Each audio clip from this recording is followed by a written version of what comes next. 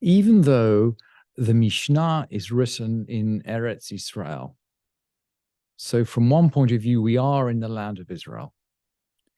As we begin the Mishnah of Megillah, we feel that we are in diaspora. We feel that we're in galut, in exile.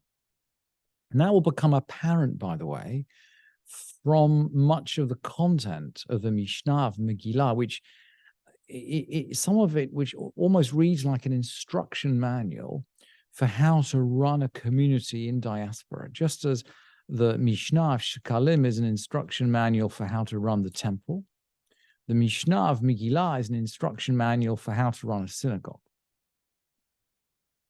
And whereas in previous tractates that we've looked at, we've gone to verses from the Torah to find the core principles underlying the halachot.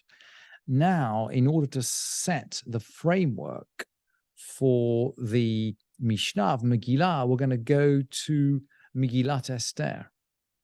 We're going to go to a book of Tanakh, which is written in Galut. So even though the Mishnah is written in Eretz Yisrael, Sefer, Megillat Esther, the book of Esther, is written in diaspora. It's written in Shushan. It's written somewhere in Persia. And right at the end of the book, at the end of the 9th chapter,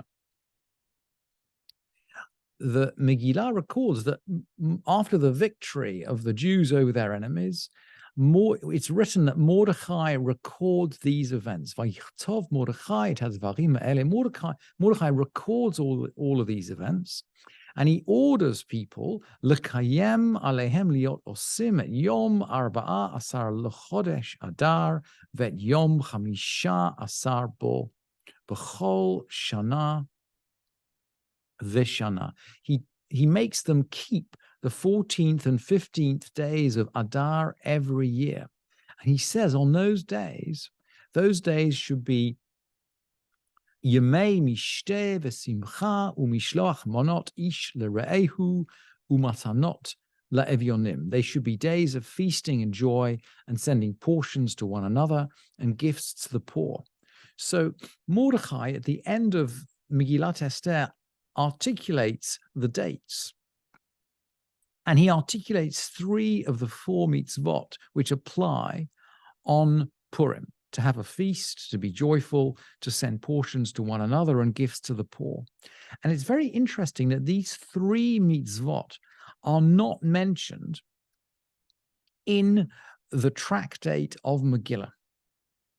The tractate of Megillah focuses on a completely different mitzvah, which is the reading of the Megillah itself. And this is perhaps referred to at the end of the chapter.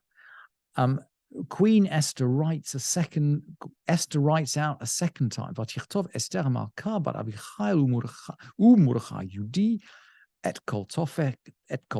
Esther the queen, the daughter of Abichail, and Mordechai wrote with all power lekayem et igeret hapurim hazot hasheni. So they write out to confirm the second letter of Purim. They write out to all the Jews in the 127 provinces of Achashverosh, lekayem et yemei hapurim ha'ele bizmanehem, to establish these days of Purim at their proper time. And the Mishnah is going to establish these days of Purim by reading the Megillah.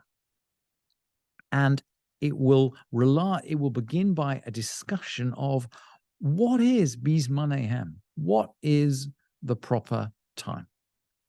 That's the focus of the first and the second Mishnayot.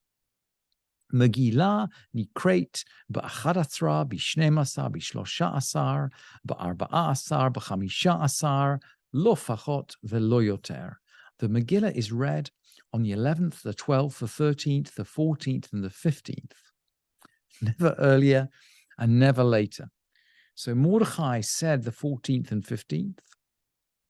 We remember that the Jews of Shushan celebrated on the 15th because they fought on the 14th, and the Jews of the provinces fought on the 13th and celebrated on the 14th. So we have the 14th and the 15th as the days of celebration. But the Mishnah then explains that we can actually read from the 11th, and it will explain how. Chakin hamukafin choma miyot Joshua bin Nun. Cities which have been walled since the day of Joshua bin Nun. In other words, from the days of Moshe. Korin b'chamisha asar. These walled cities read on the 15th. And you know that's an extraordinary statement. But we are in diaspora. And yet we're remembering the original conquest of the land of Israel by Joshua. And I couldn't resist bringing you the Bartanura, who explains why Joshua is mentioned at this point. And the Bartanura says, Vetiknu, and they established that cities surrounded by a wall from the days of Joshua, even though they now lack a wall. In other words, cities that were surrounded by a wall in those days should read on the 15th like Shushan. Remember, in Shushan, they fought on the 13th and 14th, and they celebrated on the 15th. Any city surrounded by a wall from the days of Joshua should behave essentially like Shushan, Kedei lachalok kavod le'eretz Yisrael, in order to give honor to the land of Israel that was destroyed during the days of Mordechai and Esther. So that in order that they would read like those who live in Shushan, and they'd be considered as if they were walled cities, even though afal pi shehem atah charevim, even though right now they are destroyed. And of course, the Mishnah is written after 2 wars with the Romans, after the war in the year 70 and after the terrible revolt and the destruction after the revolt in 120, 130. So the rabbis had to leave their home in Yavne and they went up to the Galil. They had to take refuge, essentially. The rabbis are facing a land of Israel which is destroyed, and they're writing a tractate about the Jewish people living in diaspora, but they're thinking of the glorious days of Joshua bin Nun when the land was originally conquered. And then they go on to say, Shehem atacharabin ve'yuzi charon le'eretz Yisrael b'nes hazeh. So they'll think of Eretz Yisrael with the miracle of Purim. And then the Bartanura gives a slightly more technical explanation. Just because Joshua began to fight with the Amalekites before invading the land. One of the first things he did just after crossing the Red Sea, there's a battle with Amalek. And it's written there, Ketov zot zikaron b'sefer v'sim b'oznei Yehoshua. Inscribe this in a scroll as a reminder and put it in Joshua's ears.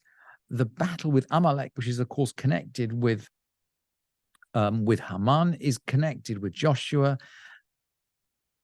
So we mention in the Mishnah from the days of Joshua, because Joshua was the first Jewish general to battle Amalek.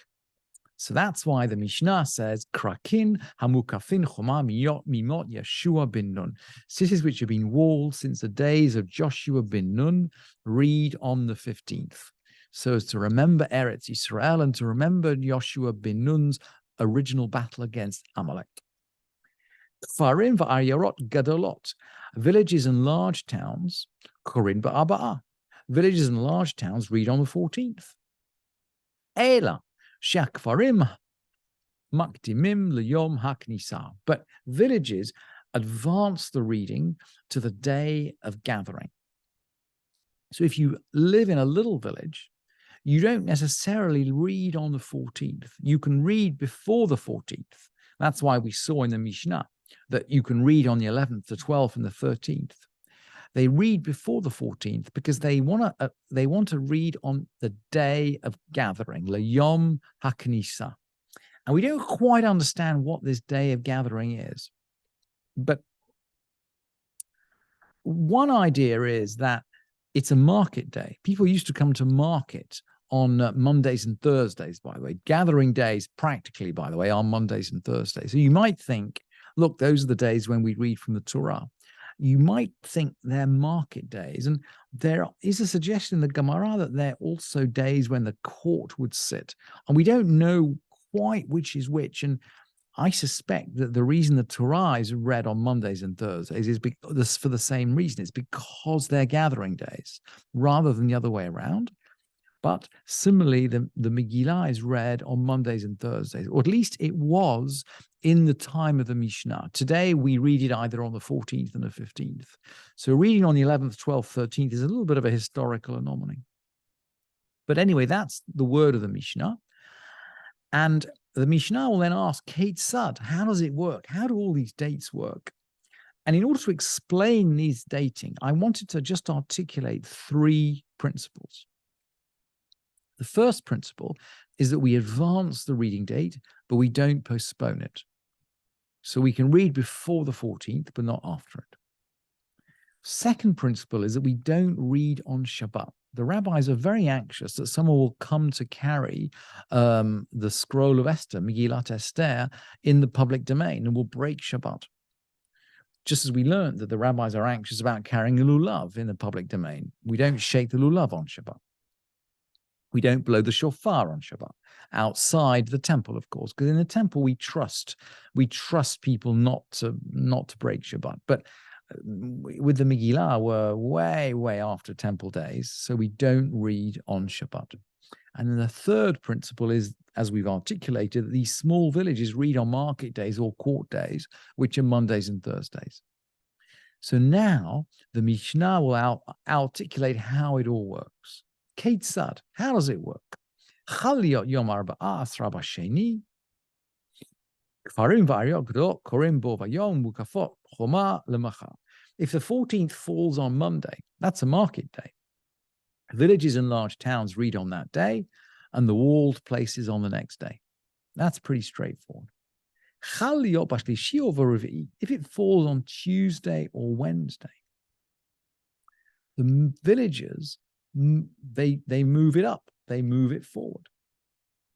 Kfarim makdimim liyom haknisa v'arayot gdolot korim bo vayom mukafot choma lemachar.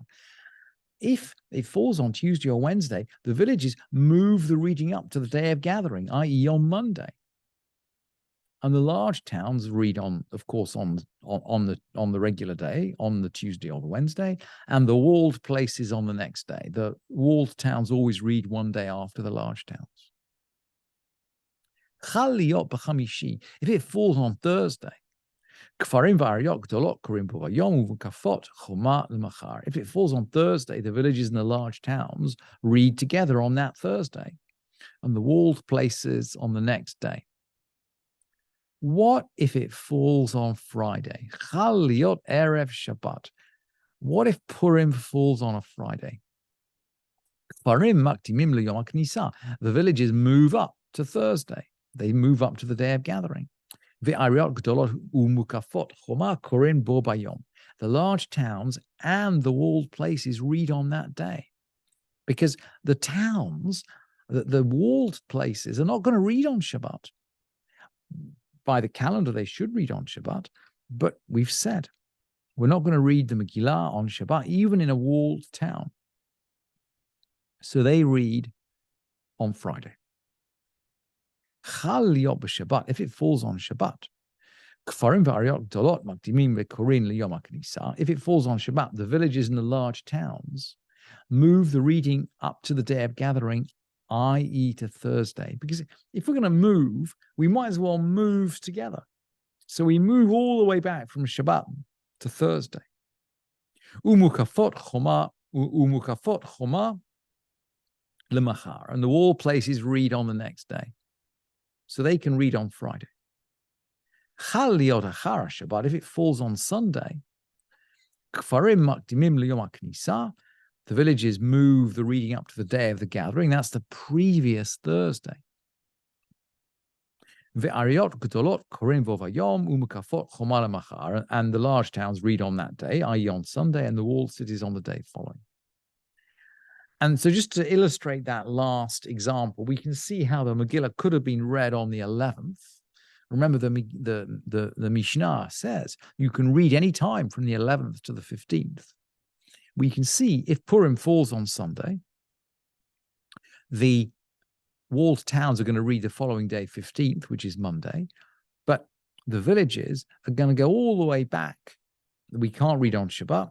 We're not going to read on Friday. We go all the way back to the previous Thursday, which is a market day or a court day, and they read on Thursday. So that gives you then the full range of dates now from the 11th to the 15th. We're in diaspora. We are flexible. We don't read on Shabbat, but we make sure we always read before the date in question.